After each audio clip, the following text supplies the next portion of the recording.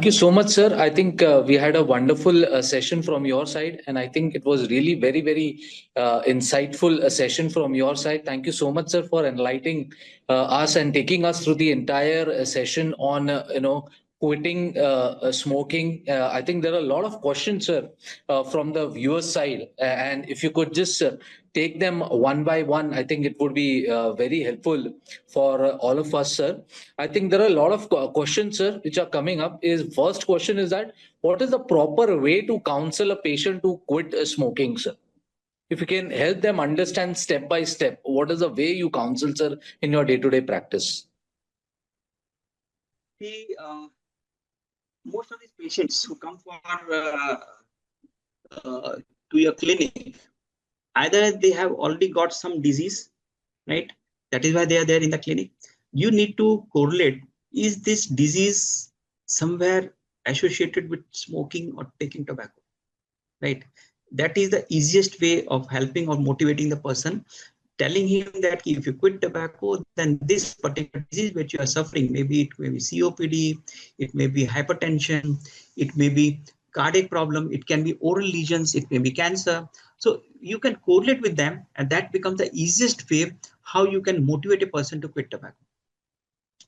But very important is that most patients, they are not aware, and we need to make them aware. So most of these patients are in the pre-contemplation phase. Our motivation should be such that we move from pre-contemplation to contemplation phase.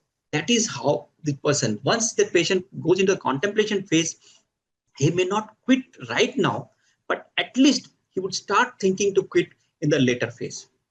So that is a very important aspect that we need to talk to this patient. So there may be other ways also, like there may be many more things that can be also associated, like what I very commonly say, time, place, and person. How are they associated? How it is concerned with these people to take tobacco? The commonest, as I said, is when you are relating to the disease, you relate it to the finance, you relate it to the children, or you relate it to something which may be very, very important for the person. Just giving an example, if there is a small kid who is maybe in class 10 or 12, he wants to get an iPhone 17, right? But he doesn't have the money, but he's smoking. So you can also speak to him that if he saves money on tobacco, he will maybe within a years of time, he may be able to get his iPhone 17, right? So these are, you will have to talk to the patient according to the need of the patient. Suppose a child, he has come at 17 years of age, if you start talking about that you will get cancer, this thing, he will not listen to you. But if you tell him, you may not get a child because you will get injury. You continue to smoke. You may not get erection if you are continuing to smoke. You may so this may actually click to his mind, and he may that it's better according to the person, and then you.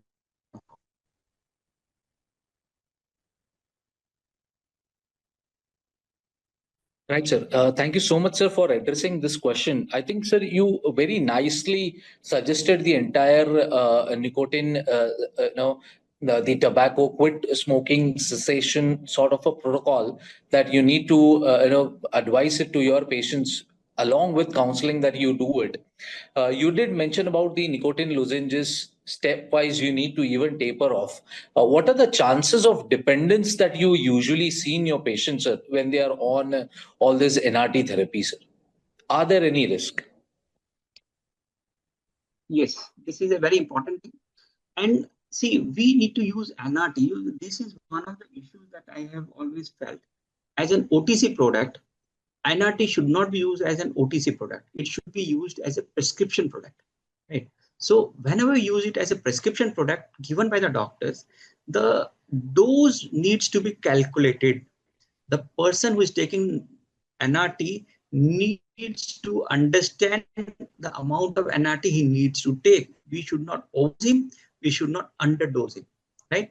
Sometimes if you tell them, okay, you can take it 1 hourly, the patient will be, maybe he may get overdosed, right? So we will have to calculate according to the amount of cigarette or smoking, chewing tobacco that this person is taking, and based on that we will have to give him a right prescription, and we have to give them a have to call this person almost on a frequent interval to your clinic so that you can know what adjustment you need to do with the doses.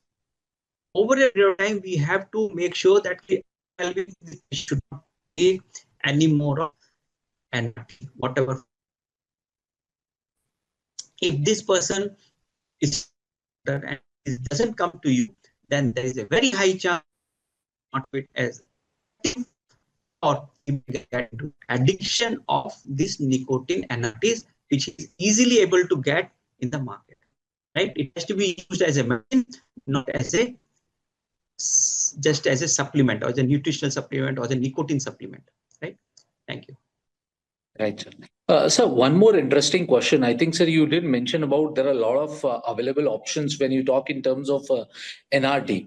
So when we look into therapy as such as a whole, how do lozenges fit into this combination when we talk of when you have patches, when you have nasal sprays, when you talk of even behavioral therapy, counseling for that matter, where do you see lozenges fit into this combination therapy, sir?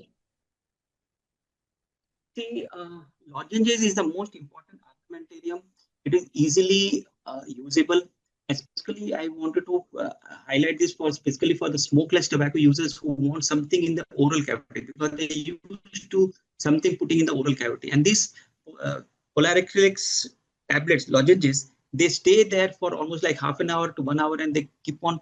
This person can easily the nicotine requirement is easily available to person on a constant rate, right? That's what I showed in one of the graphs. So this lozenges is easy to take, easily available, and it is more like a more I would say as per the requirement of the patient, right? If you're using the patches, you cannot remove the patches. The patches will also give the nicotine to the body, but it would be like if I cannot stop the nicotine requirement, it would be that till the next 24 hours, right? And we cannot change the dose. I cannot come out of it, right? So the gums, they have got another issue. They have got nausea that needs to be put into the crevices, and then it needs to be used on a infrequently. The dose supplied by in the gums is it suddenly goes high when you crush the gum, but then over a period of time it starts going down. But as compared to the lozenges, which is constantly melting in the mouth, the dose of nicotine is maintained throughout. So I would suggest that sometimes we may use patches with lozenges. That may be sometimes the patient may require a constant dose because he's in a very high requirement of nicotine. But lozenges is the most important NRT that I give to my patient. Right, sir. Thank you so much, sir, for addressing this question. I think there's one more question with respect to screening. What are the best screening tests available, when you look into such patients who are smokers or chronic smokers for that matter, to detect early lung changes, diseases, or cancer in such patients, sir? See, basically, although there is internationally we say that keep low low resolution CC the best modality to pick up early lesion, but depending upon the economy, right, of the patient, we can most of these patients would PD would also detect certain lesions for this.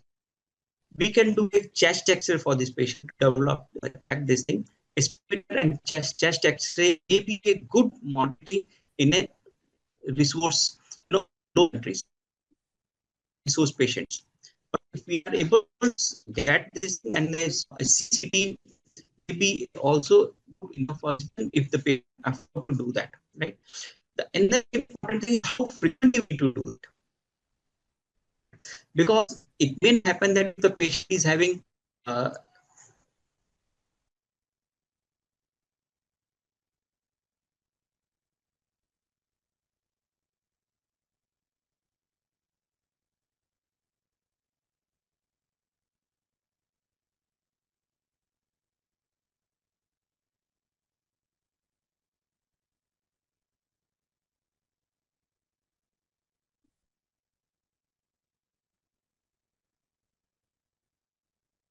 Oh, I'm sorry, but am I audible now? Yeah, sir, you're audible now, sir. Yeah. So depending on the requirement, the first and foremost thing that whenever we do a screening for such patient, we should also ask these patients to quit tobacco. Screening is not enough. We should also get these patients to quit tobacco. They should get into the quit tobacco program. That should be part and parcel of the screening program. Right, sir. Thank you so much, sir, for addressing this question. I think one more question, although you did answer about it while you were taking it, but I think one of the viewer is keen in understanding the optimum duration that you would recommend, particularly with this NRT. And are there any common associated side effects when you are giving such kind of therapies to your patients that you commonly observe, sir? See, normally I would give NRT in a tapering dose, and maximum is for 12 weeks, right? 1 to 6 weeks, then 7 to 8 weeks, and then a 9 to 12 weeks, right? So this is how I taper it down for these patients. But sometimes, very rarely, sometimes these patients still have got a craving, and if I've started with 4 milligram, I may give 2 milligram for another maybe 3 to 4 weeks more, right? Just to maintain this patient, and he is completely out. The fact is that if the cravings and the withdrawal symptoms last maximum for 2 weeks, right? After the person is completely off tobacco, the craving for nicotine may still go in for 2 to 4 weeks, maximum 2 weeks. So we may we taper it down till 12 weeks. There is hardly any side effects. Sometimes these patients have felt a little nauseating, but the mint flavor actually is good for these patients. And this mint flavor actually replaces the mint that is given in the cigarette. So the patient feels cool in the throat, and he likes to take this tobacco, this lozenges, as compared to gums or other things. There is hardly any side effects. I have not come across any major side effects. One of the patients had some bloating of the abdomen and some gastritis, but it may not be related to this. But these patients, sometimes they have this thing, but otherwise, nausea is sometimes these patients may also have, but otherwise there is hardly any side effects. But yes, you have to be careful. If the patient has got chronic renal failures or chronic liver disease, then you may have to be little careful in the dosing of this nicotine. Right, sir. So what are I think one of the viewers would like to understand, like, what are the percentage of relapse that you see in such kind of patients, even after completion of therapy, sir? And how do you manage such patients, sir?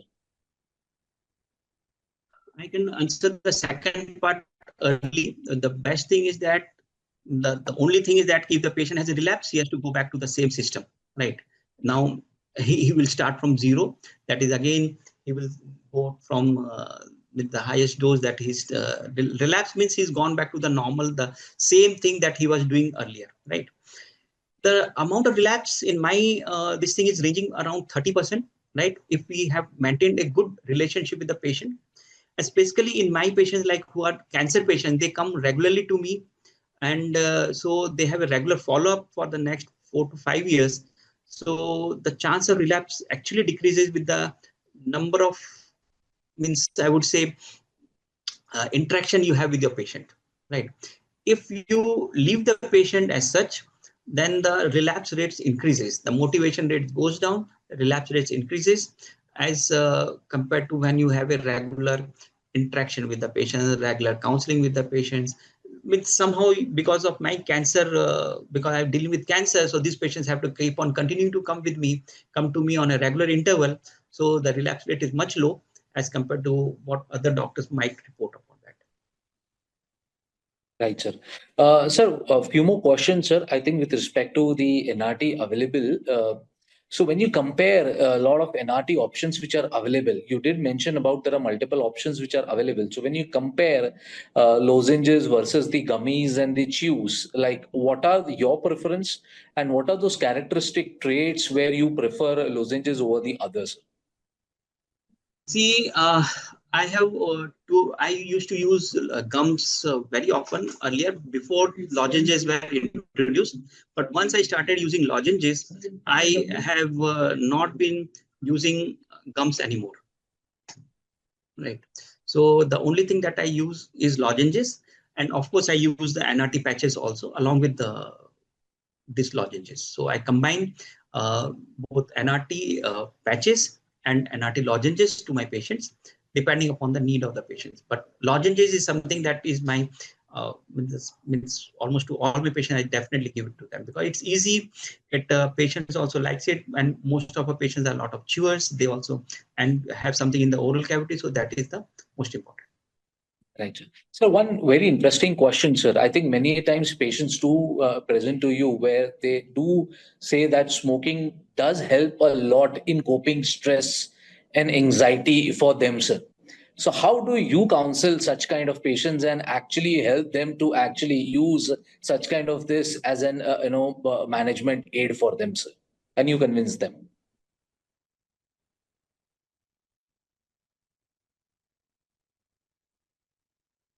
Is very rather than response because of tobacco use is much higher. It is already documented. The heart rate increases, the adrenaline. So the stress response, awareness in the market. You know, tobacco is going to cause cancer. It is going to cause some other disease. Is even higher in this. Only need is hand holding. Right? They need a good doctor who can actually guide that yes, there is a methodology, that medicines are available, that by which you can easily get tobacco. Once you tell about it, the stress level immediately decreases. The stress is not for these patients, the stress continue to take tobacco because they know they are going to, if do not stop, they are going to die because of the tobacco harm. Right. So you need a good hand holding for that. Of course, I do ask them to do pranayams and other things like yoga and other things. That is also part of the counseling and treatment model.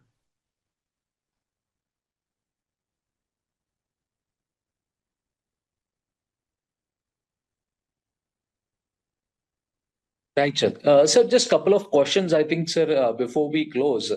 I think there's one interesting question with respect to usage of nicotine lozenges itself. You did mention about your usage over a period of time has been changed from gummies or chews to lozenges. But when we talk of usage, where you mentioned about the optimum duration is around 8 to 12 weeks, and you did mention about the side effect safety profile overall, you did throw the light. But there's one question specific to buccal lining. Are there any side effects that you usually see on buccal lining when it's been used for long term, sir? I think this question is specifically asked from Oman, sir. Yeah, I have not come across. I have not come across anyone talking about it. I can't remember anyone complaining about it. Right. On the contrary, these patients, they feel the buccal lining has improved by quitting tobacco. So they come. There have been some patients who have got hypersensitivity in the buccal lining, but that may be related to tobacco, but not because of the lozenges. Right, sir. Right, sir. Thank you so much, sir. I think for addressing all the questions, sir. I think you really made it very, very clear for all the viewers, across different countries, and I think you really have showcased all the cases and how wonderfully, sir, you counsel your patients with respect to multiple therapies which are currently available, and how you actually help push the NRT and how nicotine lozenges and the other therapies actually help in helping all these patients with quitting the no smoking and help in making their future better by helping them making their future tobacco free. So thank you so much, sir, for first of all accepting our invitation and coming over this virtual platform to highlight some of the very key important aspects which I think many of us were not aware about, and how step by step, so you have made it so very clear and very, very lucid for all the viewers to make them understand about the importance of smoking cessation, sir. So thank you so much, sir. And Trusha, before we close, can we have just a couple of slides? I just would like to highlight a little bit about our product before we actually close for the day. And it's very, very important for, for us as a part of the company that we are standing shoulder to shoulder, hand in hand with all your patients to make them, help quit smoking. And for that, we've got a wonderful product, which is under the brand name of No Smoke Lozenges, which is available in the form of two strengths, which is 2 mg, and we've got 4 mg. So all those patients who are actually having smoking habits, was smoking cigarettes almost like around 25 cigarettes in a day, for them 2 mg lozenges would suffice, and more than 20 to 25 cigarettes in a day where the dependency is very, very high, 4 mg no smoke lozenges are available. And when we talk of some of the characteristic traits, I think sir has beautifully explained us, how this nicotine lozenges scores better as compared to many other options which are available. But I think when we talk of Unique Pharmaceuticals Limited, we have this our product, No Smoke Lozenges, which is our in-house product manufactured by Unique. We have also got our own patented formulation, which is a US patented formulation, and also holds patent in Australia, South Africa.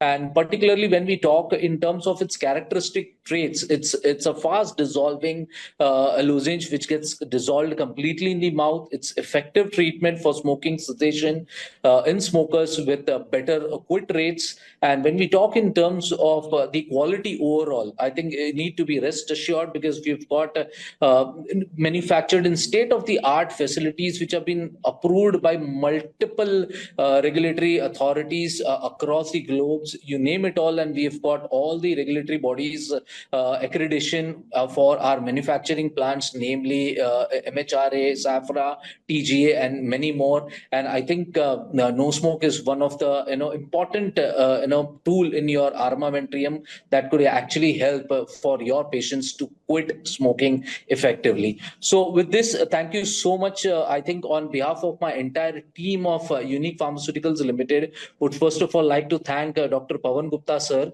for sparing his valuable time with us and helping us understand the topic so very well. And I think it was very, very easy for all of us to understand the importance of smoking cessation and how it is to be done in a phase-wise manner.